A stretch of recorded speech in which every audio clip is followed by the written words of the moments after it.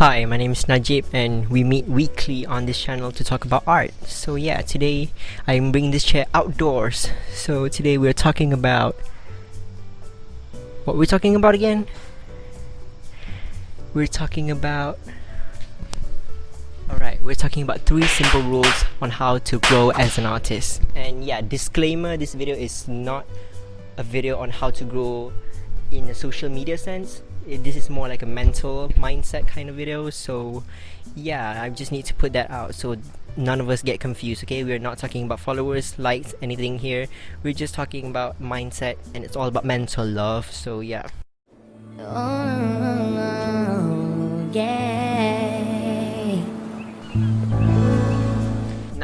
Now all of these things here that I'm going to mention is not in a chronological way, alright? All of this here I think is equally as important. So number 1, have a goal. It sounds so simple, but there's actually a lot of artists who doesn't have that, you know? Because they think like drawing is just like a hobby. And I think, yeah, sure, it can be a hobby, but it could also be your career if you want it, you know? So if you want to take it seriously, I think you should have a goal. So why though? Why? Because like we as people in this digital age where there is so much going on popping off in our eyes, and plus in our days of full of technology and notifications going on in our phones right now, I bet you have like a notification right now that you should check, right? But please stay with me for a sec. Alright, did you know that we have the attention span of a goldfish? Yeah.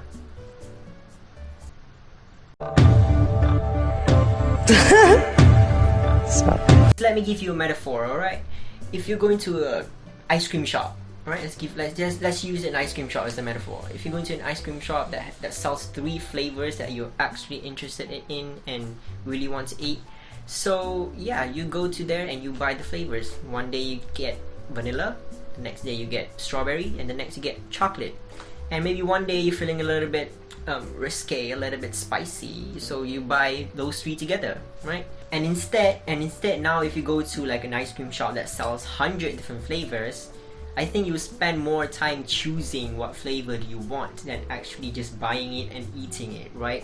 So it goes back to procrastination and overthinking the things that you need to draw instead of just actually doing it if you have a goal. So how do you actually do this? It's very simple. Ask yourself, what is it, the thing that you are lacking in your art right now that you know is going to be beneficial for you in the long run? So for me, it's going to be portraits, landscapes, and my fundamentals. So from those 3 things that I just listed out, that I could actually branch out more things to focus and study on. So yeah, I probably never run out of things to draw. One day I'll reach that goal, and yeah, if that happens, then I just create another goals. Pretty simple. Alright, so we're back outdoors just for fun, you know. I have a lot of time in my hands, so let's do this video back outdoors. But yeah, the number 2 rule would be healthy comparisons. Now tell me this, why would you compare your artwork to other artists' artwork? It's like your mother comparing you to your sibling, and you know that each person is different, right? Why would you do that to your artwork? Right? But I kind of get it, you know, because you're probably like the art kid in school, or like your parents tell you your art is great, you have talent, you should keep going, or your friends told you that. So you join social media to post your art, and then suddenly you found out there's much more people that is younger and miles better than you, and then you get discouraged, and then you want to know how to get as much likes and followers as them, so you start comparing your artwork to their artwork, and it's getting so much convoluted, and then you start to bringing yourself down, getting depressed, and yeah, so on and so on. I've been there, I know, I've been there, and I understand, alright, I understand. But yeah, so how do you avoid comparing yourself with other artworks? Pretty simple. I think you already know the answer to. Have compilations of all your old artwork. Even if it's bad, leave it aside, and whenever you start to compare yourself with others, take them out, scroll through them, you know, check them out, and when you see a huge difference, it's definitely going to give you a huge motivation boost and confidence boost in your art currently. Hey, no, I actually draw the whole cast, but it's just sketch. Look at them, there's so many of them. This was like a book series, a sci-fi book series that I really like. Oh my god, look at this. so much. And also I'm going to show you an example from Lord Grease. If you don't know who she is a very talented and popular illustrator in Instagram right now. She has worked with a ton of games, so I really look up to her, you know. I really like her art and I want to strive to learn from her if I can. And I admit that sometimes I do compare myself with her art, and I don't know why do I even do that, because to compare her experiences with my experiences, which is less than a year in digital art, it's very, very wrong and doesn't make sense. Because there's this one time where she posts about her old artwork from like 5 years ago, and it just made me realize that, whoa, she has been doing this for like 5 years. That is some effort, talent, and patience that you need to put a lot into this thing.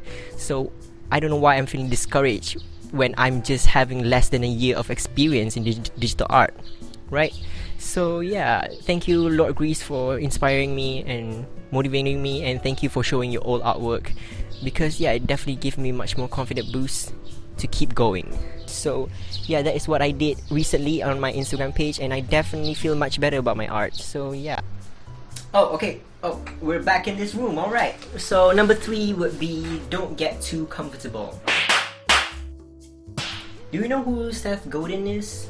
Yeah, he is a very popular entrepreneur, and he's a New York Times best-selling author. And he once said that when you're doing art, you ask yourself, how do you do more?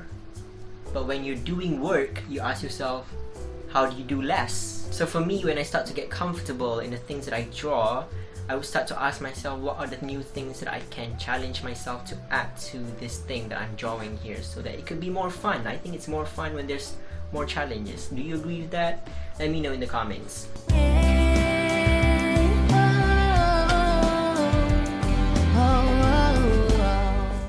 So let me tell you an art hack on how to grow your social media account, right?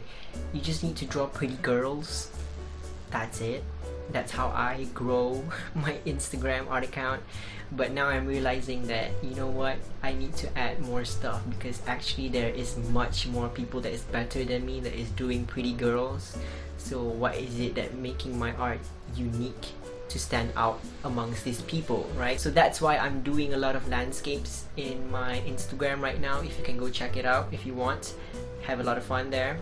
It's definitely a new challenge for me to keep producing environment artwork, you know, but I still do love portraits. That's why I do still keep coming back to it. If you go to my Instagram, you would know it. So the mindset that I have was, I might have not drawn a lot of landscapes before. I have drawn a lot of people before, right?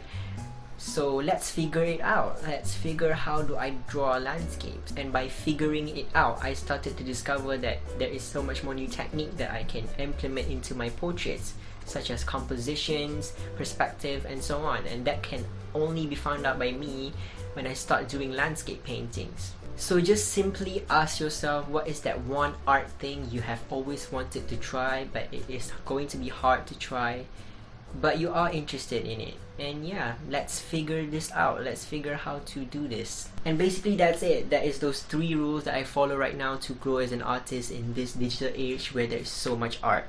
So I hope you guys like this video. Comment down below, what are your simple rules that you are following to grow as an artist? Do you agree with me or do you disagree with me? Let me know your opinions. I would love to read them. Let's have an open discussion about this. And yeah, subscribe if you want me to talk more about art. Alright, I see you guys next week in my art videos. So yeah, bye!